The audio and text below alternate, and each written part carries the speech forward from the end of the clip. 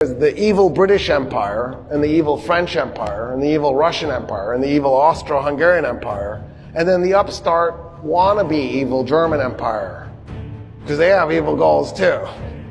In other words, everybody's the bad guy in World War I. That's the fun thing about World War I. There's really no villain. There's just villains.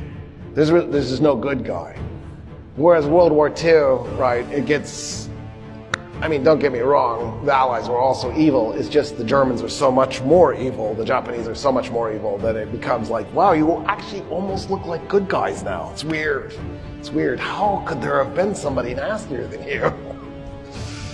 Anyway, so the Germans don't convince the British to back down and the French to back down, so they're going to do this. And the Russians had actually invaded Prussia. So the Russians are the first of the superpowers to invade another superpower. They invaded Prussia.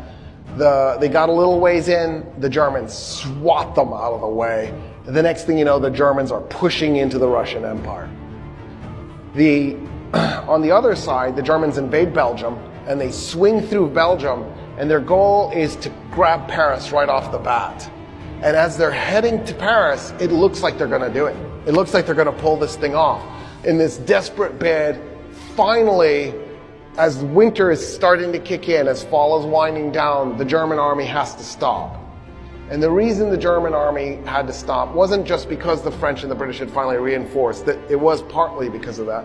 It was also because the German army had gotten so far in front of its supply lines, it had moved so quickly that it was literally running out of food and ammunition. They just simply couldn't push further. They had to wait for the supply trains to catch up with them. Once that happened, it was a disaster.